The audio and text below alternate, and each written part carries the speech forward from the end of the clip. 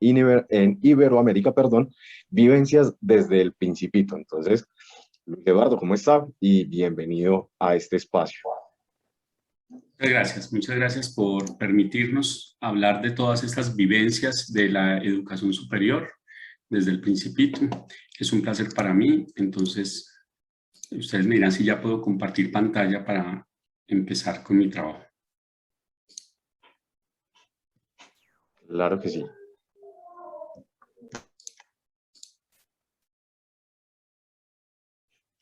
Ok. Entonces, por favor, que me puedan indicar si me están escuchando bien y si ven bien mi presentación en HD, como nos gusta para efectos de la calidad. Sí, señor, ya te escuchamos bien y se ve perfectamente la imagen. Perfecto. Bueno, muchas gracias. Quiero compartirles en esta media hora que me han asignado que es un placer estar acá en el contexto del segundo Congreso Iberoamericano de Educación, Sociedad y Cultura para hablarles de unas vivencias en el contexto de la calidad. Doctor Luis Eduardo, en este momento te silenciaste. Listo, ahora ya está activo nuevamente. O sea que no me escucharon desde dónde, no me digan que desde febrero. No, solo fue el último pedacito, los últimos 10 Ok, segundos. entonces les estaba agradeciendo que es muy importante que me hayan permitido, importante para mí, que me hayan permitido compartir con ustedes estas vivencias para la calidad de la educación superior con una comparación muy particular para Iberoamérica y consiste en lo siguiente. Hace algunos años tuve la oportunidad de ser vicerrector académico en una universidad en Colombia. Para quienes nos acompañan desde otros países, el vicerrector académico en Colombia resulta siendo una autoridad muy importante, en algunas ocasiones la máxima autoridad académica en las instituciones de educación superior. En este caso era una universidad como parte de la tipología de las instituciones de educación superior. Y cuando me designaron vicerrector académico, se me ocurrió reconocer a unos profesores que estaban ahí mismo en la universidad, pero que habían sido mis profesores en el colegio, en la escuela. Entonces me dio mucho gusto, me pareció que era una oportunidad muy bonita para llamarlos a ellos y decirles muchas gracias porque esta designación y este reconocimiento me lo hacen por el trabajo que ustedes hicieron. Ellos estuvieron entonces en mi oficina, compartimos un pastel, una torta, les organizé un detallito y empezamos a hablar, eran 6 o 7, algunos fueron mis profes en la escuela, otros en la secundaria, pues en el colegio, otros en la universidad. Y gracias a Dios ellos no se acordaban de mí porque hice muchas travesuras en la escuela y en el colegio, pero uno de ellos sí se acordó de mí. Uno de ellos se acordó y me dijo, oiga, felicitaciones porque ese cargo de vicerrector académico es muy importante. Mire, usted ha llegado muy lejos y usted no me hizo una tarea a mí cuando yo se la puse a hacer en el colegio. Usted no se leyó El Principito. Y si ha llegado tan lejos sin leer El Principito, ¿se imagina dónde hubiera llegado si lo hubiera leído? A mí me dio mucha vergüenza, pues por lo que me planteó mi profesor del momento, y me comprometí a que lo iba a leer. Le dije, profe, lo voy a leer, voy a hacer la tarea muy tarde, muchos años tarde la tarea, pero la voy a leer y le voy a decir después que lo leí. Cuando lo leí, me gustó mucho y me puse una tarea de leerlo en honor a mis profesores 200 veces. ¿Por qué? El profesor me decía que quien lee El Principito aprende siempre cosas nuevas a partir de los planetas que él visitó. Y si lo lee 2 veces, aprende 2 cosas nuevas y yo quería aprender 200 cosas nuevas. Y les quiero confesar que cuando lo leí tantas veces, empecé a comprender en realidad todo este tema de la educación y particularmente de la educación superior. De hecho, la situación que les vengo a compartir es que empecé a comprender todo con mayor precisión, de manera integral, lo llamaría yo, cuando empecé a leer más veces El Principito. Entonces veamos, siempre me resultó muy complejo cosas asociadas a la educación, siempre. Ese tema de la pedagogía, el currículo, el propósito, el aprendizaje, la investigación, la extensión, la enseñanza, Todas esas cosas me resultaron siempre muy complejas, entre otras por mi condición de ingeniero. Mi formación de ingeniero no me permitía comprender con mucha facilidad eso. Pero sí empecé a comprender que esas complejidades de la educación superior era porque se movía entre muchas cosas, entre lo que es posible, entre la idea que entregan, entre la opinión, entre las necesidades, mucha gente opinando, mucha gente precisando, mucha gente considerando que tenía la verdad revelada y absoluta en educación. Yo no comprendía todas esas variables, pero resulta que tuve que empezar, además de ser vicerrector académico y haber sido decano y director de programa, pues tuve que empezar a interactuar con sistemas de educación superior o con modelos de calidad de la educación superior de otros países. Empecé a interactuar con la calidad de la educación en México, en Costa Rica, en España, en Brasil, en Argentina, en Chile, en Perú, en Paraguay. Y entonces empecé a hacer comparaciones a partir de lo que hacían difícil la educación superior en un país y esas mismas dificultades se trasladaban para otro país. Siendo paraacadémico en algunos de estos países, revisaba los modelos de calidad y me llamaba la atención que un país considerara calidad para la educación superior tales variables y otro país considerara otras. En Costa Rica, por ejemplo, me ocurrió algo muy particular y es que trasladándome hacia la institución donde teníamos la visita, me encontré una valla, un aviso muy grande que decía: la universidad tal, somos la mejor universidad de informática del mundo. Yo le pregunté a una de las personas locales que me acompañaba que esa universidad qué variables tenía para decir que era la mejor del mundo, cómo se comparaba para ser la mejor del mundo, qué tenía en cuenta. Y me dijo, no, es que ellos pueden decir lo que quieran, aquí no hay problema con eso. Y comparé eso con otros países en Latinoamérica, por ejemplo, donde la mayoría de las instituciones son sujetas a inspección y vigilancia del gobierno en nombre del Estado. Y si dicen unas cosas de esas, tienen que argumentar por qué lo dicen, porque si no, estarían infringiendo cosas asociadas a la ley. Y esa comparación entonces me llevó a pensar que unas utilizan modelos de tendencias de la educación superior o de la enseñanza, otras parten de modelos que están validados, reconocidos, otras con libros para comprenderse como educación superior y después de eso decir cuál es la calidad a la que le quieren apuntar en la educación superior. Entonces, como entendí eso, dije, ok, entonces lo que yo voy a hacer es comparar las necesidades que tengo, la complejidad de la educación superior que yo debo comprender con el Principito, con un libro, con una obra. Y me resultó muy apropiado. Pronto espero que algunos de ustedes puedan tener acceso a un libro que va a salir publicado sobre las vivencias del Principito para la educación superior en América Latina. Esto que les comento es parte de lo que saldrá en ese libro publicado. Y todo es a partir de lo que le pude leer al Principito por no haberlo leído en el colegio. Me he arrepentido de no haberle hecho caso a mi profesor porque si lo hubiera leído desde allá, seguramente hubiera comprendido muchas cosas antes y no ahora tan viejo. Entonces, la comparación que les quiero compartir son las tareas misionales. En la educación superior hay que entender siempre las tareas misionales o las tareas sustantivas o las funciones sustantivas que se le exigen a las instituciones de educación superior por su compromiso que deben asumir con la calidad para la sociedad, para la comunidad a la que se deben. Y normalmente esas tareas misionales son llamadas así: docencia o enseñanza, extensión o proyección social, investigación, desarrollo, innovación o creación artística y cultural o aprendizaje. Es decir, cada país tiene sus tareas misionales o sus funciones sustantivas para las instituciones de educación superior. Y a partir de El Principito empecé a asociar los planetas que él visitaba con cada una de las características de las funciones sustantivas. Y les quiero decir que la vivencia de la que doy cuenta es que comprendí perfectamente por qué se pensaban así. ¿Cuál era el papel de estas tareas misionales en la universidad, en un país, en un sistema de educación superior? Y me resultó maravilloso. Entonces, miren ustedes, empiecen a hacer el ejercicio, por favor, de ir leyendo ustedes, cada uno en su sitio, en sus cabecitas, algunos de estos pasajes del Principito. Por ejemplo, uno de ellos asociado a la manera como él empieza a llegar después de caminar mucho, empieza a aquella vivencia imaginaria para el autor de la visita de los planetas sobre los que él quiere seguir haciendo preguntas. El Principito siempre fue un niño que nunca renunció a las preguntas, entonces él quería empezar a hacer preguntas.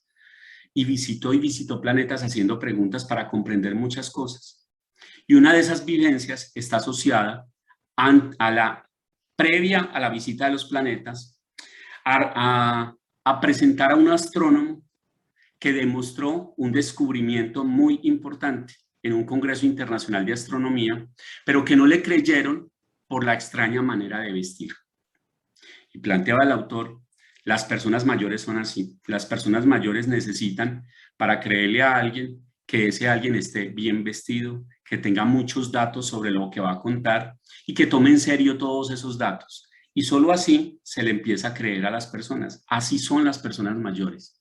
Las universidades, las instituciones de educación superior muchas veces se presentan como los mayores y las personas que opinan y las personas que tienen mucho argumento para decir las cosas cómo se hacen o cómo se deberían hacer. ¿Cuál fue la vivencia en este sentido? Que las instituciones buscan respuestas afuera porque los de adentro muchas veces no les creen, por aquello de que nadie es profeta en su tierra, ven a sus colegas o a sus pares mal vestidos, necesitan consultar a los de afuera que los ven mejores vestidos, pero al final las instituciones concluyen que ellos ya sabían lo que les contaron. Es decir, siguen visitando de planeta en planeta a alguien que les venga a contar cómo deben seguir haciendo educación superior, qué programas o qué carreras deben ofertar, cómo lo deben hacer para hacerlo en condiciones de calidad. Y el que llega y les cuenta, finalmente lo que los hace a ellos es comprender que había una evidencia de que ellos ya lo sabían, pero era necesario que alguien bien vestido se los dijera con datos para que ellos lo creyeran. Y yo desarrollé esta vivencia con un nivel de detalle espectacular para de ahora en adelante decirle a las instituciones de educación superior, créanse ustedes lo que están haciendo, escríbanse ustedes cómo lo van a hacer, hagan como lo están escribiendo, que ya el Principito nos dijo que las respuestas las tenían ustedes mismos ahí. Esa fue una vivencia muy importante en términos de educación superior, pero pasemos a otro pasaje del Principito, en uno de los planetas, cuando llegó a visitar a una persona muy especial, a una persona que esperaba que el Principito siempre lo aplaudiera a medida que el sombrero se movía, y esta persona lo que esperaba era la admiración del Principito. Pero el Principito no sabía qué era admiración, qué es eso. Entonces, como el Principito nunca renunciaba a una pregunta, siempre a partir de las respuestas que encontraba, él atesoraba los aprendizajes y empezaba a entender con quién era que se estaba encontrando y cuál era la persona que le estaba dejando a él un aprendizaje. En este caso, entonces, hablaba de esa persona que él tenía que admirar mucho y no entendía al Principito por qué, siendo él la única persona en ese planeta, buscaba que alguien más lo admirara. ¿Cuál era el sentido de esa admiración? Pero él de todas maneras insistía, admírame por favor, que eso es lo que yo necesito. Y todas estas personas se gozan es con la admiración que se tiene, la admiración que los otros le tienen. Y después visitó otro planeta y ese planeta lo empezó a comparar con los otros que él ya había visitado. Y entonces empezó a ver un trabajo muy importante de una de las personas de ese planeta, el farol. Un farol que se encendía y se apagaba para indicar que el sol estaba de un lado o del otro. Y al Principito le pareció que ese era un trabajo muy importante, muy bonito, sin exigir la adulación del anterior. En este caso era muy importante porque él con ese farol le estaba dando luz a la noche y estaba reconociendo el trabajo del sol cuando él apagaba su farol. Y al Principito le pareció que eso era un trabajo bien interesante, que eso estaba bien. ¿Cuál fue la situación acá cuando el Principito empezó a comparar este trabajo con los anteriores?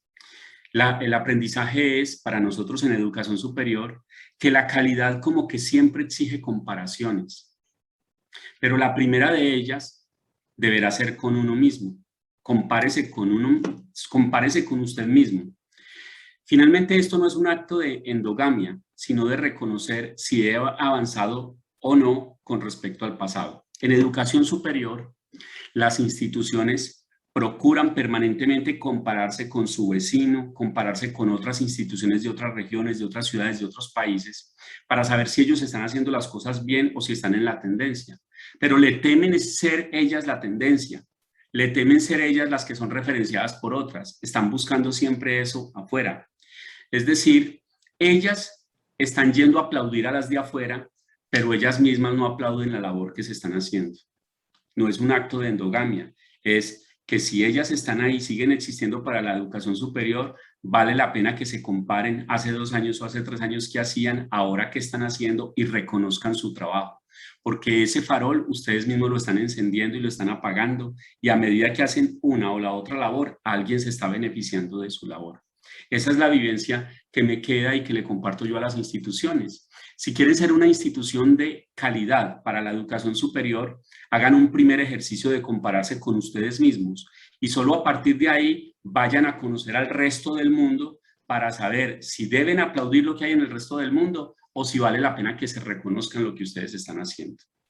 Y esto no es un tema de vanidad, porque dice el Principito, los vanidosos son felices aplaudiéndose o que los aplaudan, y a ellos solo les gustan los buenos comentarios, los que los adulan, las críticas no. Entonces esto es un tema de crítica. Si el Principito reconoció eso como algo malo, nosotros vamos a asumir que lo bueno es que entonces nos critiquemos para que la educación superior se presente de calidad. Y esta es quizás el pasaje o la experiencia que en mi opinión es más importante para compartirles a ustedes, porque hay una función sustantiva muy difícil de comprender en términos de alcance, desarrollo y medición, y es la investigación. Y esa la comparé yo con el país, con el planeta en el que el Principito se encontró con el geógrafo. Era un geógrafo, un anciano que estaba sentado en un escritorio. Y el Principito lo primero que le dijo es, ¿qué es eso del geógrafo? ¿Qué es esto? Y entonces el anciano le dijo, es un sabio, primero que todo es un sabio, y es un sabio que conoce dónde se encuentran los mares, los ríos, las ciudades, las montañas y los desiertos. Eso es muy importante, dijo el Principito, y lo reconoció como un verdadero oficio, y empezó a reparar la labor del geógrafo en su escritorio. Él nunca había visto un planeta tan enriquecido, tan riguroso. Ahí empieza mi comparación con la investigación. Es muy hermoso el planeta. ¿Tiene océanos? No lo sé. No puedo saberlo, dijo el geógrafo. Y entonces el Principito quedó decepcionado. Y montañas tampoco, y ciudades tampoco, no puedo saberlo. Pero usted es geógrafo, sí, pero yo no soy el explorador. Miren, yo comparé todo esto con el nivel de complejidad de los países. Por ejemplo, en México tienen cuerpos académicos. En Colombia tenemos grupos de investigación, líderes de investigación, investigadores. En otros países similar. Entonces yo empecé a comparar esto con la labor de un líder de un grupo de investigación, con el investigador, cuál es el alcance del líder, del grupo, de un vicerrector, y empecé a entender todo esto con el geógrafo del Principito. Porque el geógrafo del Principito dijo, yo no soy un explorador, pero yo tomo nota de todo lo que me van informando. Y esa nota, si es muy importante, él empieza a pedir evidencias. Y si alguna le sigue pareciendo importante, manda a hacer una investigación sobre la moralidad del investigador. Oiga, eso me pareció espectacular, porque decía yo, hace 80 años nos dijeron a nosotros cómo debería funcionar la investigación en la educación superior, hace 80 años. Lo que pasa es que no lo habíamos leído así, bueno, yo lo quise leer así, pero ya el Principito nos había dicho la importancia de entender el alcance de la investigación y de las personas que actúan en la función de la investigación. Porque si un explorador, imaginémonos un investigador, dijera mentiras, sería una catástrofe para los libros de geografía. Y también si un explorador bebiera demasiado, ¿y por qué? Preguntó el Principito, y dice el geógrafo, porque los borrachos ven dobles y el geógrafo pondría 2 montañas donde solo hay una. Entonces pensé mucho en el comité de ética de la investigación, de la innovación, de todos estos ejercicios que a veces tienen que ver con seres humanos, con animales, o con la naturaleza, con los seres vivos, que se exigen muchas instituciones. Claro, es que el investigador no va a poder ver doble porque le hace un daño muy grande a la historia. Y cuando la moralidad de ese explorador parece buena, se hace un estudio sobre su descubrimiento, y eso sí es muy importante, porque hay que verificarlo, pero no lo hace el geógrafo, porque eso sería demasiado complicado. No, se piden las evidencias.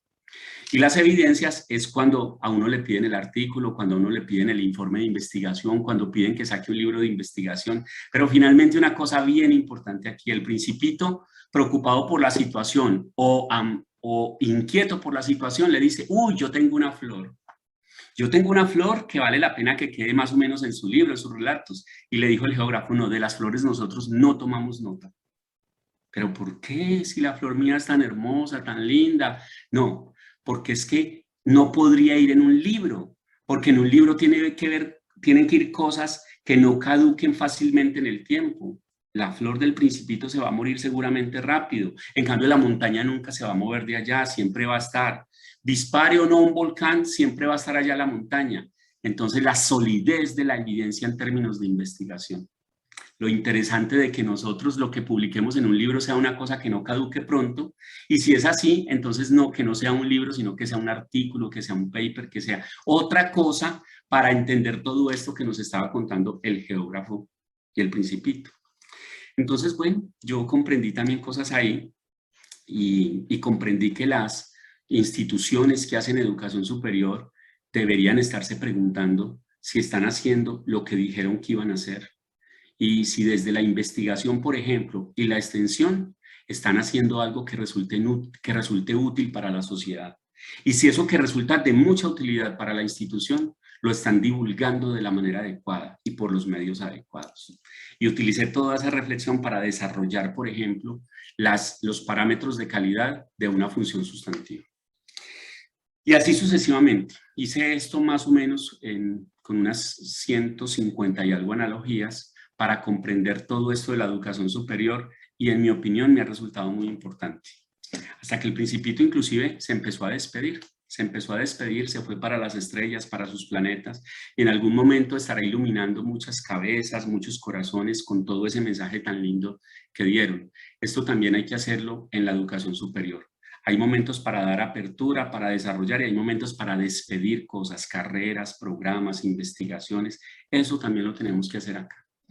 Entonces yo les quiero dejar a ustedes este mensaje. El mensaje es cuál es el Principito de cada uno o cada una de ustedes. ¿Cuáles son las preguntas que ustedes tienen? ¿Cuáles son esos elementos permanentes y orientadores? Pero sobre todo, si hay una cosa que no comprendamos bien en educación superior y para que esta sea de calidad, ¿cuál es el libro que vamos a leer para eso? ¿Cuál es el elemento que me va a orientar? Y como termina la obra, si ustedes ven esa obra, si ven ese libro, si ven ese Principito, contéstenle todas las preguntas, porque así son los niños.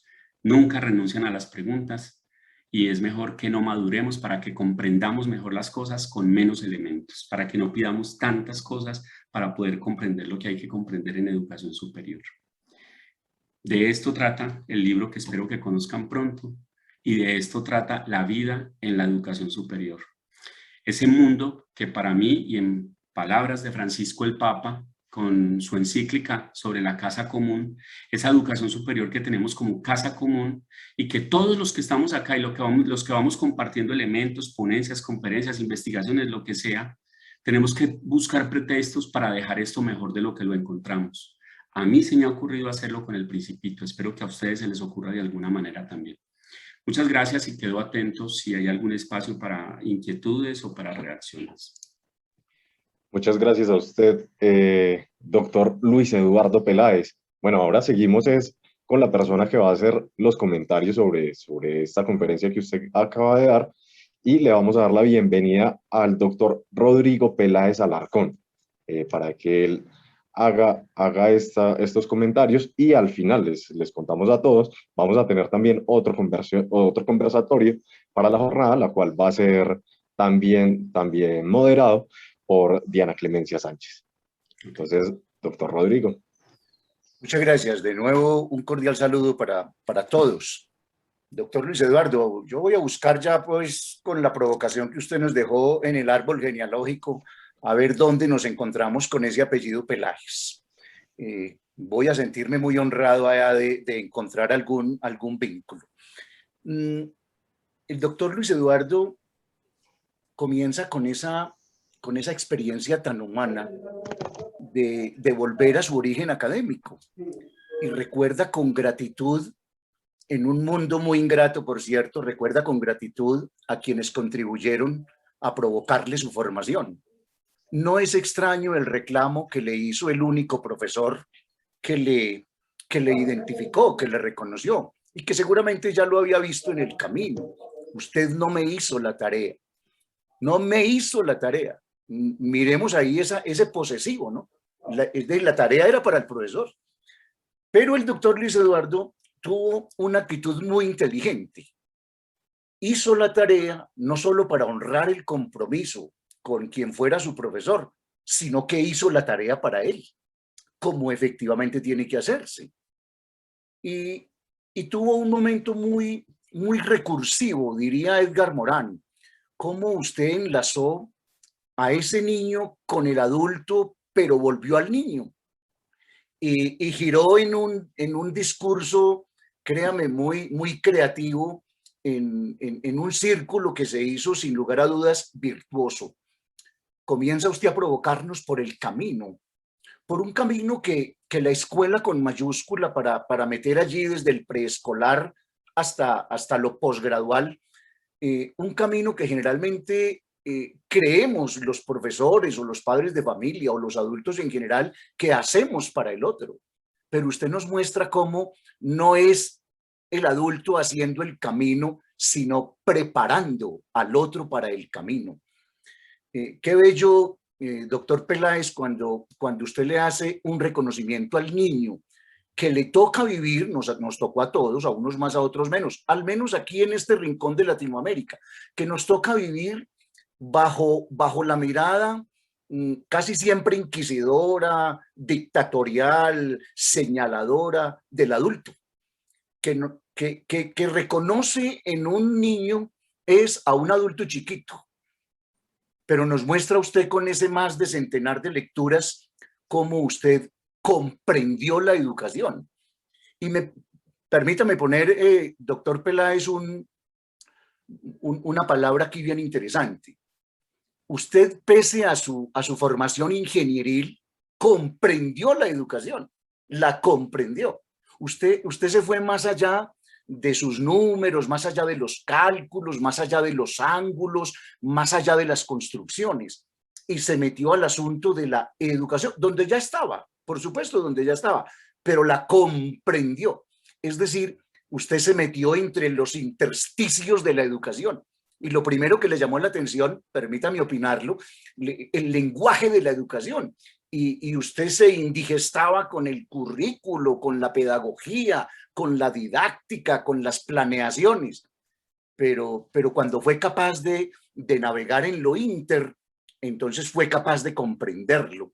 Y usted lo que vio allí, espero no ser irrespetuoso, doctora, al hacer esta hermenéutica de esa provocación que usted hace, usted lo que vio allí fue un gran orden, el orden de esa pedagogía, de esa didáctica, de esa norma, de la institucionalidad.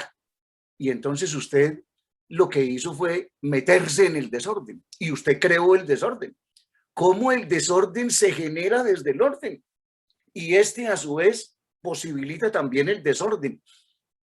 Nos lleva usted en ese discurso por esas tareas misionales que también esta mañana el doctor Miguel Ángel desde México lo decía, con la docencia, la investigación, la extensión, y que él ponía, le subrayábamos, una cuarta posibilidad. Pero al meterse en el planeta usted del Principito, yo creo que usted se metió fue en lo que significa la palabra planeta en su sentido etimológico. No porque es plano, porque entonces se tendría que llamar redondeta, ¿no? El nuestro, por la concepción de redondo que nos han mostrado o quienes han logrado verlo directa o indirectamente desde fuera. No es planeta por plano, es planeta porque erra, es planeta porque vagabundea, y usted nos metió en ese vagabundeo y nos invita a que vagabundeemos desde el Principito. Entonces nos termina usted mostrando, y ahí es donde yo estoy muy provocado. De pronto la emoción con que hablo muestra la provocación que usted dejó en mí, y estoy seguro en todos quienes le escuchamos. Yo veo una vez más cómo tenía solo un pedacito de razón Charles Linneo cuando hace muchas décadas nos llamó el el Homo sapiens, y nos puso doblemente ese apellido, ¿no? El Homo sapiens sapiens, el hombre que piensa. Pues vaya que usted nos ha llevado, doctor Peláez, por otros homos. Usted nos lleva por ese Homo eroteticus, por ese hombre que pregunta. Y el Principito, usted lo dijo 3 veces en su discurso, nunca renunció a la pregunta. ¿Cuándo nuestras universidades van a renunciar a la respuesta para la búsqueda de la pregunta? El Homo eroteticus, desde esa pregunta que nace, al menos yo lo reconozco así, que nace en ese palo que lleva el barquero aunado al remo y que con ese palo explora esa agua turbia que no le deja ver el fondo, pero que el palo, el preconto, le dice cómo está ese fondo que no ve. Algo así como desde la teoría del iceberg, pues también lo podemos llegar a comprender. Y nos muestra usted a un hombre, a un homo, del cual está henchida la universidad, al menos la colombiana. Yo desconozco y pido el favor me excusen la universidad española, pero aquí tenemos un homo eroticus muy hinchado, muy inflamado, un homo eroticus que está buscando el reconocimiento, la admiración del otro. Aquí estoy, por si no me han visto, aquí estoy con mi lenguaje, aquí estoy con mis pensamientos, aquí estoy con mis experiencias. Ese homo docens, ese que todos llevamos, porque una normal, porque una facultad de educación nos haya asignado como profesores o no. Nos habita ese homo docens que usted nos muestra, que tenemos la posibilidad de enseñar al otro con humildad, porque de pronto poseemos los signos, el doceo de un campo del conocimiento o nos tejemos entre ellos, pero para que tenga validez su discurso está también ese homo dicens que usted lo representa en un niño que hay que preparar para el camino, en un niño que hablaba mucho y que representa el homo loquens, el hombre que habla, el hombre del discurso. Hoy que hablamos poquito, hoy que se habla poquito y que sobre todo nuestros estudiantes, no solo en ámbitos universitarios, sino en toda la escuela con mayúscula, le están apostando más a la imagen, ¿no? El homo videns que llamó Sartori en algún momento. Ese llamado que usted recibió del profesor, de la provocación y que ahora usted la deja para nosotros de manera recursiva. Yo fui invitado y como viví gran experiencia en este camino, los invito. Y yo veo en usted entonces el homo ethicus y nos invita a usted del homo aestheticus a que también nosotros lo veamos bello, no bonito, no, a que también nosotros lo veamos bello. Hay un homo que transversaliza todo su discurso y es el homo empathicus, el hombre que reconoce al otro y reconoce al sabio y reconoce al geógrafo. Y me hizo recordar usted a Korvinsky cuando dice que el mapa no es el territorio y el geógrafo seguramente le mostraba al Principito el mapa, pero no el territorio. Pero él desde su pregunta se propuso a migrar a través de él y a no reconocer todo lo que el geógrafo le mostraba. Él también hizo sus propias construcciones. Quedamos prendidos de su discurso y prendados de su provocación. Doctor Peláez, la mejor tarde para usted. Gracias por su palabra.